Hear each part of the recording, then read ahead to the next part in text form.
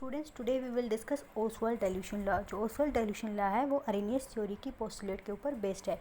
Arrhenius ने क्या कहा था, जब एक इलेक्ट्रोलाइट को हम वाटर में डिसोल्व करते हैं तो उससे आयंस बनते हैं और उन आयंस और अनडिसोशिएटेड मॉलिक्यूल्स के बीच में इक्विलिब्रियम एस्टैब्लिश हो जाता है। ये हमने अरेनियस की पोस्टुलेट नंबर 4 में पिछले लेक्चर में किया था। तो जब आयंस और अनडिसोशिएटेड मॉलिक्यूल के बीच में इक्विलिब्रियम एस्टैब्लिश हो गया है तो उस सिस्टम पे हम law of chemical equilibrium apply कर सकते हैं। लॉ ऑफ केमिकल इक्विलिब्रियम क्या है कि जो इक्विलिब्रियम कांस्टेंट है के, वो किसके इक्वल होता है, product of concentration of products divided by product of concentration of reactant. तो यहाँ पे प्रोडक्ट क्या है, ए पॉजिटिव बी नेगेटिव आयंस।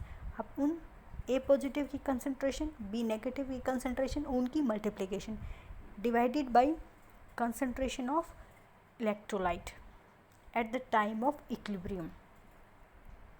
तो हमने क्या किया, एक इलेक्ट्रोलाइट मान लिया बाइनरी ए बी, उससे ए पॉजिटिव बी नेगेटिव बना। अब ए बी इलेक्ट्रोलाइट के आपने सी मोल वे कर लिए और उसको 1 लीटर सॉल्यूशन में डिजोल्व कर दिया।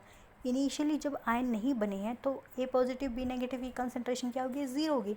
लेकिन जैसे ही इक्विलिब्रियम एस्टैब्लिश हो जाएगा, अगर इलेक्ट्रोलाइट की डिग्री ऑफ डिसोसिएशन क्या है, अल्फा, तो मान लो आपने एक मोल लिया ए बी इलेक्ट्रोलाइट का और डिग्री ऑफ डिसोसिएशन आपकी क्या है, अल्फा, तो कितने मोल्स डिसोशिएट होंगे, 1 इंटू अल्फा। अब आपने यहाँ पे क्या है, सी मोल पर लीटर ले लिया, तो डिग्री ऑफ डिसोसिएशन क्या है, अल्फा, तो total number of molecule dissociated कितने होंगे, सी अल्फा। तो जो आपकी कंसंट्रेशन सी है उसमें से सी अल्फा मॉलिक्यूल डिसोशिएट हो गए हैं, तो बची हुई कंसंट्रेशन इक्विलिब्रियम पे क्या होगी, सी माइनस सी अल्फा। तो यहाँ से C कॉमन ले लेंगे तो क्या हो जाएगा, C इंटू 1 माइनस अल्फा। ये बची हुई कंसंट्रेशन होगी इलेक्ट्रोलाइट की एट इक्विलिब्रियम, ये वाली। अब C अल्फा मॉलिक्यूल इलेक्ट्रोलाइट के डिसोशिएट हुए हैं तो उतना ही A पॉजिटिव बना है, उतना ही B नेगेटिव बना है। तो A पॉजिटिव की कंसंट्रेशन क्या होगी, C अल्फा, B नेगेटिव की कंसंट्रेशन क्या होगी, C अल्फा।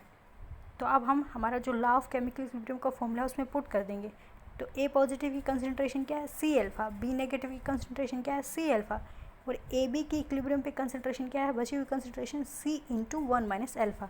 तो यहाँ से एक सी से एक सी कैंसिल हो जाएगा, तो हमारा फॉर्मूला क्या बनेगा, K equals to C alpha square upon 1 minus alpha. ये है एग्जैक्ट फॉर्मूला। अब जो के है इसको किससे डिनोट करते हैं, इक्विलिब्रियम कांस्टेंट से।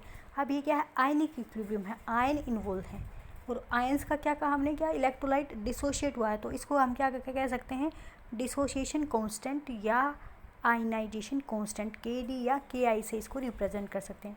तो जो के सिंबल है उसको हमने किससे रिप्लेस कर दिया है, के डी से रिप्लेस कर दिया है। और ये जो अल्फ़ा है, अगर मान लिया ये बहुत स्मॉल है वीक इलेक्ट्रोलाइट के लिए, तो अल्फ़ा की वैल्यू बहुत कम है, तो 1 माइनस अल्फ़ा भी किसके इक्विवेलेंट हो जाएगा, 1 के। तो यहाँ से हमारी इक्वेशन कैसे सिंप्लीफाई हो जाएगी, के डी जो है वो किसके इक्वल होगा, सी अल्फ़ा स्क्वायर के। और हमें क्या निकालना है, डिग्री ऑफ डिसोसिएशन। तो हम यहाँ से अल्फ़ा कैलकुलेट करेंगे तो सी क्या है, के डी अपॉन सी हो जाएगा। तो हमारा अल्फ़ा क्या आएगा, K D by C whole under root. अब हमने अल्फ़ा को बहुत कम माना है, यानी कि weak electrolyte, for weak electrolyte है तो स्मॉल अल्फ़ा होगा। जो अल्फ़ा है वो किसके इन्वर्सली प्रोपोर्शनल है, स्क्वायर रूट ऑफ कंसंट्रेशन, यानी कि जो कंसंट्रेशन है उसके स्क्वायर रूट के इन्वर्सली प्रोपोर्शनल है अल्फ़ा, और वो भी किसके लिए, वीक इलेक्ट्रोलाइट के लिए। अब कंसंट्रेशन को हम शो कैसे करते हैं, मान लो यहाँ पे कंसंट्रेशन बेसिक फॉर्मूला क्या होता है, number of moles of solute divided by volume of solution, ठीक है। तो ये C क्या है, मान लो मैंने इसको कंसंट्रेशन को C से रिप्रेजेंट कर दिया है। यहाँ पे N क्या है, number of moles of solute, और V क्या है, वॉल्यूम। अगर ये जो N है, नंबर ऑफ मोल्स की जगह आपने सिर्फ सिंगल मोल ले लिया, तो यहाँ पे मैं 1 पुट कर सकती हूँ, 1 बाई V। तो कंसंट्रेशन का क्या फॉर्मूला हो जाएगा, C equals to 1 by V। तो यहाँ से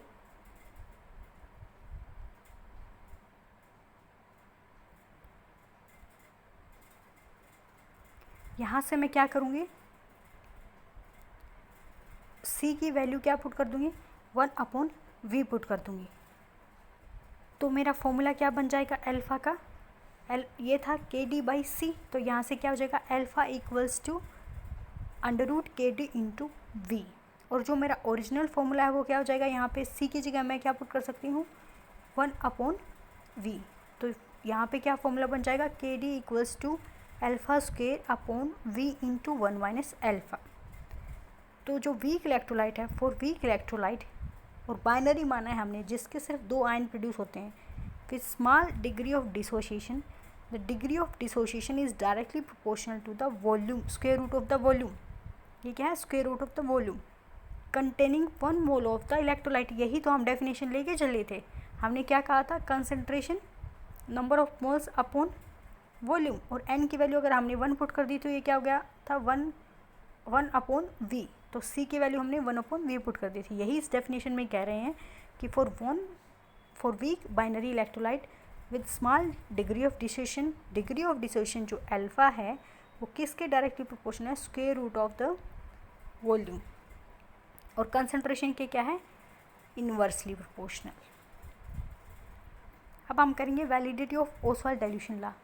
तो हमने क्या किया बेटा, K की वैल्यू निकाली डिफरेंट कंसंट्रेशन पे, वीक इलेक्ट्रोलाइट के लिए भी और स्ट्रॉन्ग इलेक्ट्रोलाइट के लिए। तो स्ट्रॉन्ग इलेक्ट्रोलाइट के लिए ये फॉलो नहीं हुआ, K क्या है, कांस्टेंट नहीं आया डिफरेंट कंसंट्रेशन पे, तो स्ट्रॉन्ग इलेक्ट्रोलाइट के लिए ये अबोलिश हो गया। अब वीक इलेक्ट्रोलाइट के लिए भी कब फॉलो हुआ, जब कंसंट्रेशन बहुत कम थी, यानी कि जब आपका सॉल्यूशन क्या था, बिल्कुल डाइल्यूट था, तभी हुआ। तो ओसवाल्ड डाइल्यूशन की जो वैलिडिटी है वो सिर्फ वीक इलेक्ट्रोलाइट पे है, और वो भी डाइल्यूट सॉल्यूशन पे, जब उनकी कंसंट्रेशन कम है।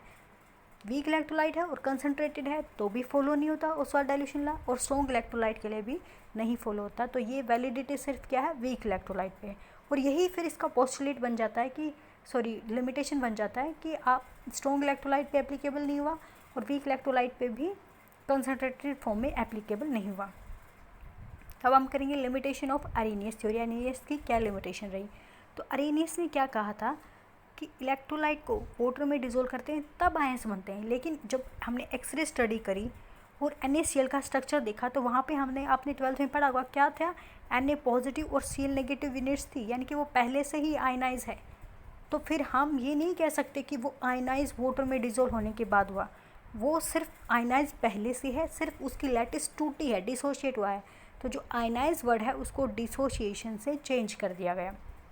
सेकंड, उन्होंने क्या कहा, जब इलेक्ट्रोलाइट को वाटर में डिज़ोल्व करते हैं तो इलेक्ट्रिसिटी कंडक्ट होती है, लेकिन मोल्टल स्टेट में भी वो इलेक्ट्रिसिटी कंडक्ट करते हैं कि आप इलेक्ट्रोलाइट को पिघला दो तो इलेक्ट्रिसिटी कंडक्ट हो जाएगी, और एक्वस सॉल्यूशन में भी इलेक्ट्रिसिटी कंडक्ट करते हैं।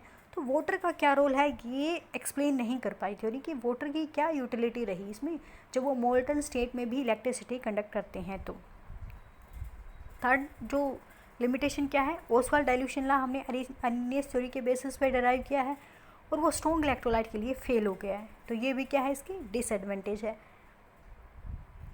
चौथा, मैंने एडवांटेज में बताया था कि अल्फा डिग्री ऑफ डिसोसिएशन को हम कैसे निकाल सकते हैं कि equivalent conductance at a particular concentration divided by equivalent conductance eight infinite dilution, क्योंकि इनफाइनाइट डाइल्यूशन पे ऑलमोस्ट कंप्लीट आयनाइजेशन होता है वीक या स्ट्रॉन्ग इलेक्ट्रोलाइट का।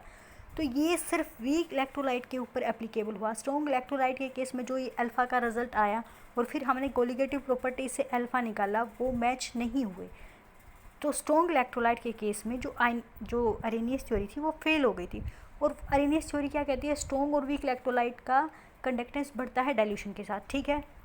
तो वीक इलेक्ट्रोलाइट का हमें पता है कि नंबर ऑफ आयंस बढ़ जाते हैं इसलिए, लेकिन स्ट्रॉन्ग इलेक्ट्रोलाइट में आयनाइजेशन ऑलमोस्ट कंप्लीट होता है, तो फिर डाइल्यूशन के साथ उसका क्यों बढ़ता है। ये तो अब हमें पता है कि वो इंटर आयनिक जो इंटरेक्शन है वो कम हो जाते हैं, लेकिन जो अरेनियस था उन्होंने इंटर आयनिक इंटरेक्शन का कहीं भी जिक्र नहीं किया।